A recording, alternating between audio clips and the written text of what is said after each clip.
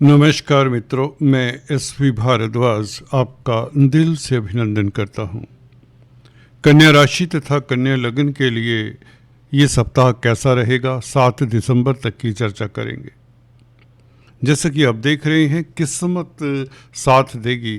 दोस्तों, इस वीडियो से आपको बताना चाहता हूं, जो नए हैं, पहली बार हमारे इस चैनल को देख रहे हैं, चंद्रमा के गोचर के हिसाब से ये राशिफल होता है, जिसमें ग्रहों नक्षत्रों का प्रभाव समाहित करके हम आपके लिए कंप्लीट विश्लेषण प्रस्तुत करते हैं।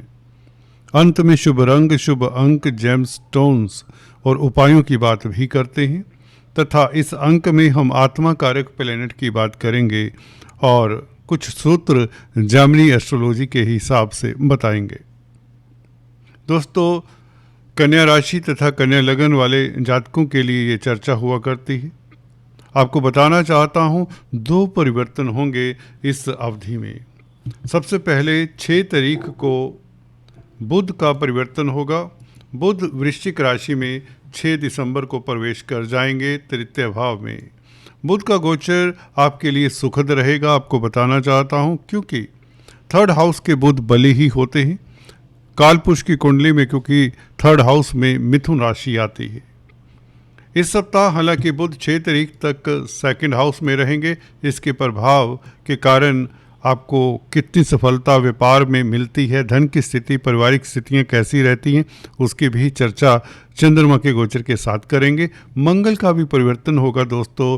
धनु राशि में मंगल 7 तारीख को प्रवेश कर जाएंगे, आपके सुख भाव में होंगे, चतुर्थ भाव में मित्र क्षेत्रीय होंगे, सबसे बड़ी बात ये भी है, और गुरु से दृष्ट होंगे। देवगुरु बृहस्पति आपको बता दें, आपके 10वें भाव में 5 तारीख से गोचर करेंगे 10th हाउस में, और गज के श्री राजयोग भी बनाएंगे इस सप्ताह 6 और 7 तारीख को। जैसा कि आप देख रहे हैं, 10th हाउस में गुरु के साथ चंद्रमा 6 और 7 तारीख को होगा। तो मोटे तौर से ये रहेगी पृष्ठभूमि। चंद्रमा क्या कहते हैं, शुरुआत करते हैं इस राशिफल की। चंद्रमा दोस्तों कल 30 तारीख को और 1 तारीख को, 1 दिसंबर को शनि के साथ रहेंगे। दोस्तों, आपको बताना चाहता हूँ, ये अवधि, ये सप्ताह काफ़ी, बल्कि पूरा महीना हलचल भरा रहेगा। काफ़ी कुछ होगा इसमें, काफ़ी उपलब्धियाँ भी हासिल होंगी। ज़्यादातर अगर आप सजग हैं तो काफ़ी तरक्की पाने वाला महीना है। तो इस सप्ताह की बात करें तो चंद्रमा की स्थिति और ग्रहों की स्थिति बहुत ही बेहतर है। आपका कोई बड़ा कार्य सिद्ध हो सकता है, कोई बड़ी उपलब्धि आपको हासिल होने के योग बनते हैं। तो चंद्रमा की स्थिति देखिए, कल शनि के साथ होंगे, परंतु केंद्र में होंगे, केंद्र त्रिकोण राजयोग में सम्मिलित होंगे, क्योंकि शनि केंद्र त्रिकोण राजयोग बना रहे हैं। 5वें भाव का मालिक 7वें भाव में ये केंद्र त्रिकोण राजयोग बनाता है शनि आपके लिए। शनि चंद्र का योग यूँ तो विष दोष होता है। रोजमर्रा की आमदन बढ़े, डेली इनकम का ग्राफ कहीं तो बढ़े, और कहीं ना कहीं लव लाइफ आपका बेहतर रहे। संतान को लेकर आपको कोई दिक्कत नहीं होगी, संतान की चिंता निरर्थक साबित होगी। छात्रों के लिए समय उत्तम रहेगा। कोई ट्रेनिंग लेना चाहते हैं, कोई कोर्स करना चाहते हैं, कुछ सीखना चाहते हैं, उसके लिए 2 दिन बहुत अच्छे हैं। आप इस ओर भी सोच विचार कर सकते हैं। जहाँ तक बात है व्यापारी वर्ग की, उनके लिए समय उत्तम रहेगा। हाँ, अगर आप नौकरी करते तो प्रतिद्वंदी आप के अगेंस्ट या टफ कंपटीशन दे सकते हैं। सो बी केयरफुल, अपने प्रतिद्वंदियों के ऊपर नज़र रखें। 30 और 1 तारीख आपके लिए बेहतर है जहाँ तक धन की स्थिति की बात है, क्योंकि लाभ स्थान का मालिक चंद्रमा बहुत अच्छी स्थिति में है, मित्र क्षेत्रीय है, गुरु की राशि में है। शनि नो डाउट आपको थोड़ा गंभीर बनाता है। अपने विचारों को संयत करें। अगर आप योगा मेडिटेशन करते हैं तो ये 2 दिन बहुत उत्तम रहेंगे। कुल मिलाकर रोजमर्रा की आमदन बढ़ने के योग, पब्लिक में प्रतिष्ठा बढ़ने के योग भी बनते हैं दोस्तों।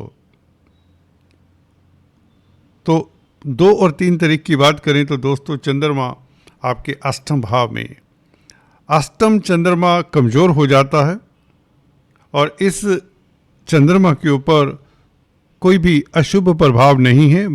ये चंद्रमा बुध से दृष्ट रहेगा। बुध की दृष्टि के कारण व्यापार के लिए अच्छा है ये 2-3 तारीख, खासकर 2 तारीख जब चंद्रमा भरनी नक्षत्र में होगा। भरनी नक्षत्र का चंद्रमा शुक्र का नक्षत्र है भरनी नक्षत्र, और शुक्र आपके भाग्य स्थान के मालिक हैं। तो विदेशी कामकाज में आपको सफलता मिले, एक्सपोर्ट इंपोर्ट के कार्यों में आपको खास सफलता मिलने के योग बनते हैं। कंप्यूटर आईटी लाइन के क्षेत्र में आपको सफलता मिलने के योग बनते हैं। संचार व्यवस्थाओं से आपको सुखद समाचार मिल सकता है, कोई बहुत उत्तम समाचार मिलने के योग बनते हैं। कैरियर रिलेटेड कोई भी कामकाज है उसमें आपको खास सफलता भी मिलती है। आप कहेंगे चंद्रमा तो यहाँ पर कमज़ोर होता है। जी हाँ, उसके लिए अपनी सेहत का ख्याल रखें। जी हाँ, और लंबी यात्रा को अवॉइड करें तो बेहतर होगा।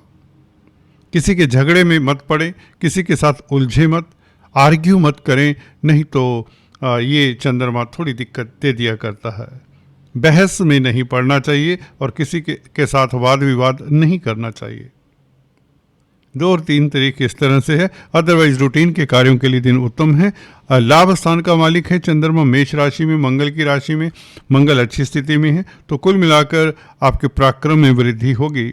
ये चंद्रमा कहीं ना कहीं आपको व्यापार में सफलता देता है और कोई शुभ समाचार भी मिल सकता है, कोई बड़ी बात नहीं। फिर भी अपने इष्ट देव की आराधना करें, योगा मेडिटेशन करें तो आप और भी लाभान्वित होंगे। दिन अच्छे ही निकलेंगे। ये 2 और 3 तारीख। 4-5 तारीख अद्भुत राजयोग बनता है दोस्तों। चंद्रमा मंगल के समक्ष होगा।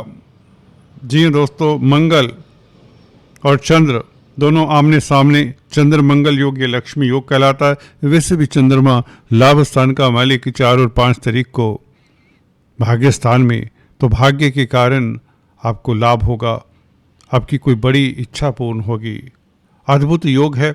चंद्रमा उच्च के भी हैं, तो लाभ का मालिक जब एक्साल्टेड हो, उच्च का हो, तो उच्च का लाभ होता है, प्रतिष्ठा बढ़ती है, धर्म कर्म के कामों से आपको लाभ होता है, विदेशी कामकाज से लाभ होता है। मल्टीनेशनल कंपनीज में अगर कामकाज करते हैं या कामकाज करने के इच्छुक हैं तो आपको मौका मिल सकता है। 4 और 5 तारीख यात्रा के लिए अच्छा है, खासकर धार्मिक यात्रा के लिए, तीर्थाटन के लिए 4 और 5 तारीख बहुत बेहतर है। मन बली रहेगा। चंद्रमा यहाँ पर बहुत बली होता, आपको बता दें। मानसिक बल आपका अच्छा रहेगा, आप पराक्रमी रहेंगे, हिम्मती रहेंगे। मंगल से दृष्ट होने के कारण आप में जोश रहेगा, एनर्जी होगी। दोस्त मित्रों का साथ मिलेगा, भाई बहनों का संग मिलेगा, पड़ोसियों का साथ मिलेगा। कहीं ना कहीं आपके आधे अधूरे कार्य संपन्न होंगे। सफलता मिलेगी आपको, जिससे लाभ होगा। आपके अर्थ की स्थिति, फाइनेंस की स्थिति बेहतर होने के योग बनते हैं 4 और 5 तारीख को। पूर्णिमा के आसपास के दिन होते हैं, मैं अक्सर बताता आया हूँ। जब भी चंद्रमा सूर्य के समक्ष हो तो ये पूर्णिमा के आसपास के दिन है। चंद्रमा वैसे भी उच्च का है, तो कमाल की स्थिति होगी, आपकी मनस्थिति अच्छी होगी। आपके लिए बहुत अद्भुत राजयोग बनाता है ये चंद्रमा। कहीं ना कहीं विदेशी व्यापार में बहुत बड़ी सफलता, निवेश के लिए भी दिन उत्तम रहेगा। अगर मेडिकल क्षेत्र में है तो भी आपके लिए सफलता के योग बनते हैं। सोशल वर्क करते हैं तो अद्भुत सफलता, आपकी प्रतिष्ठा भी बढ़े और अवार्ड तक मिलने के योग बनते हैं। लव लाइफ आपका बेहतर रहेगा। 6 और 7 तारीख गुरु के साथ चंद्रमा, ये बहुत उत्तम योग है, गज केसरी राजयोग। 7 तारीख को मंगल का गुरु की राशि में चतुर्थ भाव में प्रवेश कर जाना और चंद्रमा के ऊपर, गुरु के ऊपर दृष्टि, कहीं ना कहीं आप एनर्जेटिक रहेंगे। कार्यस्थल पर हलचल भरे दिन रहेंगे। आपकी प्रतिष्ठा समाज में बढ़ेगी। 6 और 7 तारीख को गज केसरी राजयोग है। गुरु आपके सप्तम भाव के मालिक हैं, चतुर्थ भाव के भी मालिक हैं। चंद्रमा लाभ स्थान के मालिक हैं। लाभ होगा। आपके कैरियर ओरिएंटेड जो भी प्रोजेक्ट्स हैं, व्यापार से संबंधित कोई भी कामकाज है, उसमें लाभ हो सकता है। जमीन जायदाद प्रॉपर्टी संबंधित जो कामकाज करते हैं उसमें आपको अपॉर्चुनिटी मिल सकती है। फोकस्ड रहें, अपने आप को केंद्रित रखें। समाज में आपकी प्रतिष्ठा बढ़े, नेम फेम बढ़े, अवार्ड रिवार्ड मिले। पूर्व में की हुई जो भी मेहनत है उसकी सफलता मिल सकती है आपको। मंगल की दृष्टि के कारण अचानक से ये लाभ की योग बनाते हैं। अचानक से कोई ऐसी हैपनिंग हो जिसके लिए कई बार आप तैयार नहीं होते, बल्कि इतना कहना चाहूँगा ये सुखद हैपनिंग ही होगी। तो सम्मान मिलने के योग, प्रतिष्ठा बढ़ने के योग, कैरियर में उन्नति के योग। अगर आप नौकरी करते हैं तो बॉस से कहकर आप अपने मेहनताना को, अपनी सैलरी को बढ़वा सकते हैं। गज केसरी राजयोग कमाल करता है। सप्तम भाव का मालिक, भागीदारी के लिए भी अच्छा समय है। भागीदारी से, पार्टनरशिप से लाभ होगा अगर आप पार्टनरशिप में बिजनेस कर रहे हैं, क्योंकि 11वें भाव का मालिक चंद्रमा और सप्तम भाव का मालिक कैरियर के भाव में हो तो मैंने देखा है कि यहाँ पर जो भी आप कार्य करते हैं भागीदारी में, उसमें कोई बड़ी उपलब्धि, कोई बड़ी डील क्रैक आप कर सकते हैं। कुल मिलाकर ये चंद्रमा और गुरु का योग आपके लिए अद्वितीय है, राजयोग कारक है। और 7 तारीख की बात करें तो पुनर्वसु नक्षत्र में भी चंद्रमा होगा, गुरु के नक्षत्र में। गुरु के नक्षत्र में चंद्रमा 11वें भाव का मालिक और गुरु 2 केंद्रों के मालिक हैं, तो आपकी प्रतिष्ठा बढ़े। जी हाँ दोस्तों, सेलिब्रेशन का टाइम रहेगा 7 तारीख आपके लिए। अद्भुत समय है, गज केसरी राजयोग है, कमाल की स्थिति है, तो एंजॉय करें। 6 और 7 तारीख बहुत बेहतर है। 2 और 3 तारीख को छोड़कर पूरा सप्ताह बहुत बेहतर है। 30 और 1 तारीख को शेयर स्टॉक मार्केट से अद्भुत लाभ होने के योग बनते हैं। 4 और 5 तारीख को उच्च का चंद्रमा लाभ स्थान का मालिक भाग्य स्थान में, तो अचानक से भी लाभ होगा, भाग्य के कारण लाभ होगा, किस्मत आपका साथ देगी और शेयर स्टॉक मार्केट से भी लाभ होगा। जो शेयर बाजार में कामकाज करते हैं या कोई भी व्यापार करते हैं, बिजनेस करते हैं। तो कुल मिलाकर ये था चंद्रमा का गोचर। चलते चलते lucky number, lucky colour, gem stones और आत्मा कारक प्लैनेट क्या होता है उसकी चर्चा करते हैं। दोस्तों, अगर आप पहली बार आए हैं तो आपको बता दें, हम अक्सर ये lucky number, lucky colour, gem stones बताया करते हैं। जेम स्टोन्स आपके लिए बता दें, पहले पन्ना बनता है, एमराल्ड ग्रीन कलर का स्टोन होता है। इसे धारण करने से कैरियर में आ रहे अवरोध कम होते हैं, कॉन्फिडेंस में वृद्धि होती है, स्वास्थ्य उत्तम रहता है, आपकी कम्युनिकेशन एबिलिटी, आपके कम्युनिकेशन स्किल में वृद्धि होती है। स्पीच से संबंधित अगर कामकाज करते हैं तो बुध का ये स्टोन डालना आपके लिए बहुत बेहतर रहेगा। पन्ना, जी हाँ, परंतु पन्ना मैं अक्सर बताया करता हूँ, जब 9th हाउस में बुध हो या 12th हाउस में बुध हो तो आपको नहीं धारण करना चाहिए, क्योंकि ये गुरु के भाव हैं कालपुरुष कुंडली में, क्योंकि 9th हाउस में धनु राशि आती है और 12th हाउस में मीन राशि आती है। तो गुरु के भावों में बुध अच्छा फल नहीं देते, तो ऐसे में आपको ग्रीन वेजिटेबल्स का दान करना चाहिए, पक्षियों को बाजरा इत्यादि डालना चाहिए, विष्णु सहस्त्र नाम सुनना चाहिए, पढ़ना चाहिए और कन्याओं का आशीर्वाद लेते रहना चाहिए, विडोज को खुश करना चाहिए, उनका भी आशीर्वाद लेना चाहिए। दूसरा स्टोन बनता है आपके लिए ओपेल या डायमंड। ये शुक्र का स्टोन है। शुक्र का स्टोन धारण करने से आप के भाग्य में वृद्धि होती है, किस्मत साथ देती है, आपका दाम्पत्य जीवन अच्छा रहता है, फैमिली लाइफ अच्छा रहता है, धन की स्थिति बेहतर होती है कहीं तो जो लोग डायमंड अफोर्ड नहीं कर सकते उन्हें शुक्रवार के दिन आटा, चावल, चीनी, मिश्री, सेंट इत्यादि का मंदिर में दान करते रहना चाहिए। इसके अलावा आपके लिए कोई स्टोन नहीं बनता। अब बात करते हैं आत्मा कारक प्लैनेट क्या होता है। दोस्तों, आत्मा कारक प्लैनेट वह होता है जिसकी डिग्रीज आपकी कुंडली में, जिस प्लैनेट की डिग्रीज सबसे ज़्यादा होती है। D9 चार्ट में आत्मा कारक प्लैनेट की स्थिति को जेमिनी ने बहुत इम्पोर्टेंस दी है। अगर आत्मा कारक प्लैनेट से 10th हाउस में शुभ ग्रह बैठे हैं, शुभ ग्रह शुक्र, चंद्रमा, गुरु, बुध, इन चारों में से 1 या 2 बैठे हैं तो आपका कैरियर बहुत अच्छा होता है। आत्मा कारक प्लैनेट के साथ अगर शुभ ग्रह बैठे हैं तो वह शुभ ग्रह, फॉर एग्जांपल शुक्र हो सकता है, तो आपका कैरियर कला से रिलेटेड हो सकता है। एटलीस्ट आप कला के पारखी होंगे, कला में इंटरेस्ट लेने वाले होंगे, स्त्री वर्ग से साथ मिलेगा, आपका दाम्पत्य जीवन भी कहीं ना कहीं अच्छा ही होगा। अगर शुक्र दूसरे वर्ग का चार्ट में भी स्ट्रॉन्ग स्थिति में है।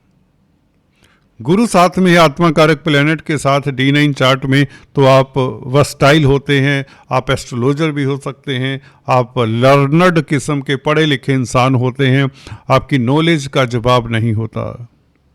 गुरु त्रिकोण में हो आत्मा कारक प्लैनेट से तो भी ऐसी स्थिति बनती है, आपको अवार्ड रिवार्ड मिलते हैं, आप अच्छे राइटर हो सकते हैं, लेखक हो सकते हैं, आपका लिखा हुआ जनरली आपको नेम फेम देता है।